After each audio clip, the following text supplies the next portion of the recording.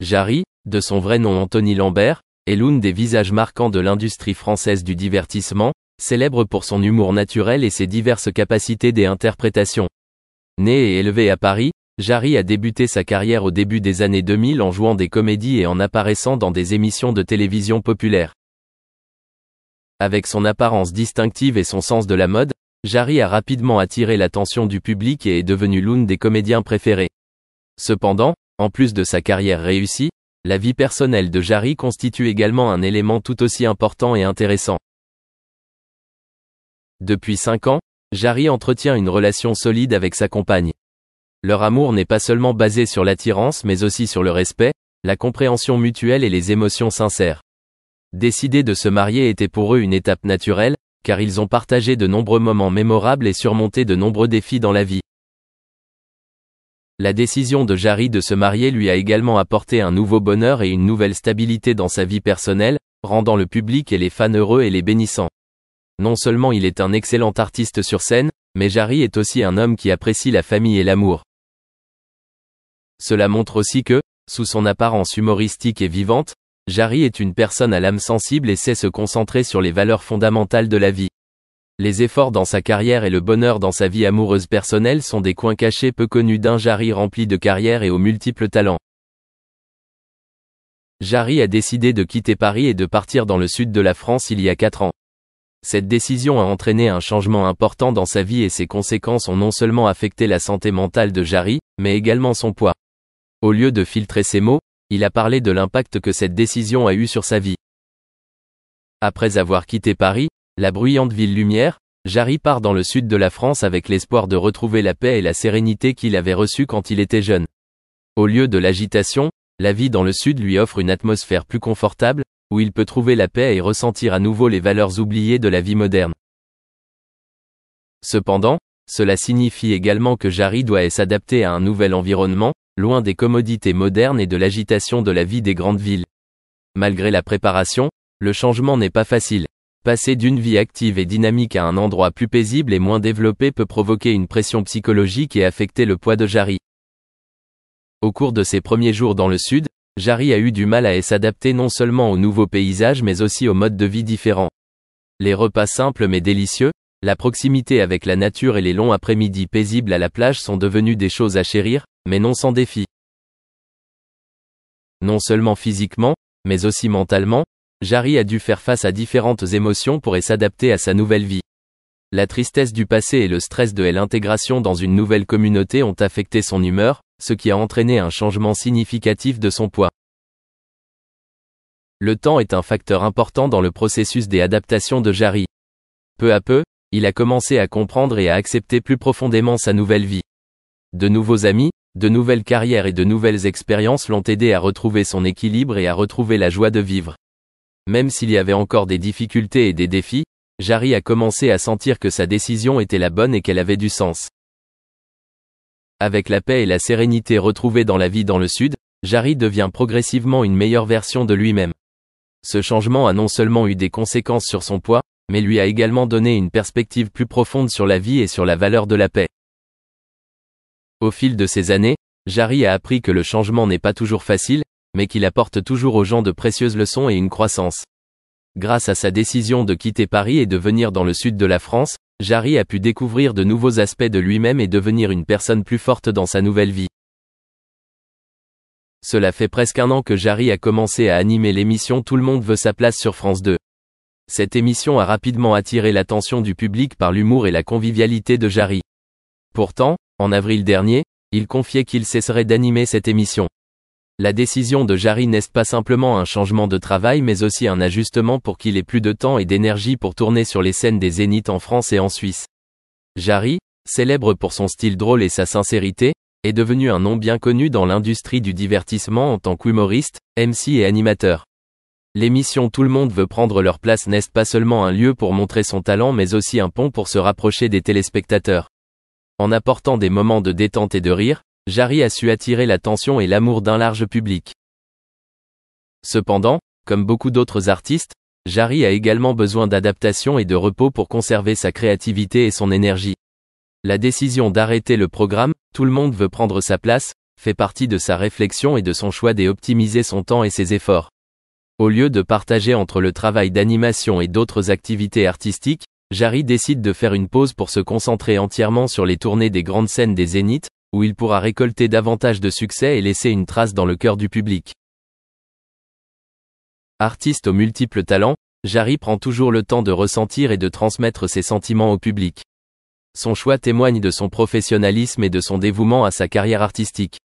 L'arrêt de l'émission télévisée est peut-être une fin temporaire, mais cela n'enlève rien à l'enthousiasme et à la passion de Jarry pour offrir au public des expériences de divertissement significatives. Avec cette décision, Jarry continuera certainement à être soutenu et aimé du public, car il sait toujours changer et s'adapter pour se développer et développer son art. La constance et la sincérité de Jarry ont été les points forts de sa carrière, et il n'y a aucune raison de croire qu'il ne réussira pas dans de nouveaux projets dans un avenir proche. Dans l'industrie française du divertissement, Jarry est non seulement célèbre pour son talent comique, mais est également une personnalité éminente avec de nombreux rôles différents tels qu'acteur, présentateur, animateur et également comédien de cinéma. Né et élevé en France, Jarry a rapidement attiré l'attention du public grâce à son humour naturel et ses diverses capacités d'interprétation. L'une des périodes importantes de la carrière de Jarry a été son déménagement sur la Côte d'Azur, l'une des destinations françaises les plus célèbres avec son magnifique littoral et son style de vie luxueux. Ici, Jarry a non seulement trouvé un espace tranquille pour se détendre, mais a également eu l'occasion d'explorer et de développer une carrière dans l'industrie du divertissement. Les efforts constants de Jarry ont été très appréciés, notamment dans les nouveaux projets qu'il a lancés. Les journalistes de Télé-Loisirs, l'un des principaux magazines de divertissement français, ont révélé que Jarry avait reçu un ticket d'or, une reconnaissance précieuse décernée à ceux qui ont apporté une contribution exceptionnelle à l'industrie du cinéma et de la télévision. Ce Golden Ticket lui a été décerné par un candidat lié à l'un des nouveaux longs métrages auxquels Jarry a contribué, démontrant la reconnaissance et l'admiration de l'industrie pour son talent et sa créativité. En plus de son travail artistique, Jarry est également célèbre pour son enthousiasme et sa passion pour les activités caritatives et sociales. Il participe toujours à des activités communautaires et à des collectes de fonds caritatives, apportant du soutien et améliorant la vie des personnes défavorisées. Un autre point fort de Jarry est sa polyvalence et sa capacité à s'adapter avec flexibilité à différents rôles dans l'industrie du divertissement. Du comédien, MC au cinéaste et animateur, il est toujours confiant et réussi dans tous les domaines auxquels il participe. Fort d'une carrière florissante et des éloges du public et de ses collègues, Jarry est aujourd'hui l'une des étoiles brillantes de l'industrie du divertissement française, apportant rire et émotion au public sur toutes les scènes. Love et le groupe ont organisé une intervention, émettant des ultimatums. Malheureusement, cela reflétait l'inefficacité des ultimatums de sa mère pendant ses luttes adolescentes. Cobain n'était pas le seul à lutter contre des défis. Lorsqu'il a rejeté les tentatives d'intervention, Love l'a laissé à Seattle, choisissant de se rendre en cure de désintoxication à Los Angeles. Après quelques jours seul, Cobain a accepté de suivre un traitement.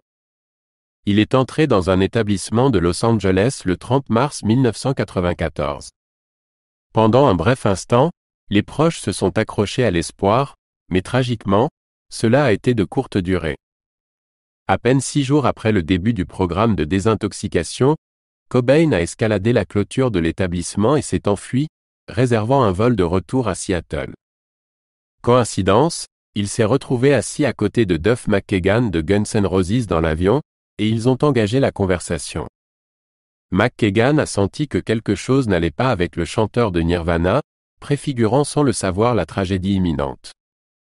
Le 1er avril, Cobain a appelé Love à l'établissement de désintoxication, prononçant ces derniers mots: « Souviens-toi juste, quoi qu'il arrive, je t'aime. » C'était leur dernière conversation.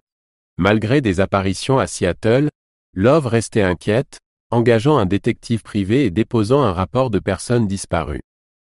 Le visage de Cobain était partout, mais il restait insaisissable. Tandis que le détective privé fouillait la maison du couple, une zone critique, la pièce au-dessus du garage, échappait à son examen. Un électricien installant un système de sécurité a découvert le corps inanimé de Cobain aux côtés de matériel de drogue, d'un fusil de chasse et d'une note. Il s'était ôté la vie à l'âge de 27 ans. La découverte a suscité une réponse particulière. Après avoir signalé les résultats, le bureau de l'électricien a non seulement alerté les autorités, mais aussi une station de radio locale, déclenchant involontairement une annonce prématurée. L'Associated Press a repris l'histoire, ce qui a conduit Kim Cobain, la sœur de Kurt, à plaider pour des informations sur son frère. Le regret pour la divulgation prématurée s'est installé. Love a appris la tragédie et est retourné à Seattle avec Frances Bean. Une veillée publique organisée dans un parc du Seattle Center le 10 avril 1994 a attiré près de 7000 personnes. Courtney Love a lu la lettre de Cobain à la foule sombre. Cobain avait caché ses luttes contre l'abus de substances pendant des années, niant publiquement toute consommation. Avec la vérité exposée, les répercussions ont été dévastatrices. Une brève vague de suicides imitatifs s'en est suivie. Bien que Cobain n'ait peut-être pas envisagé les conséquences, il a saisi une dernière occasion d'exprimer ses sentiments à ses fans. Dans la lettre, adressée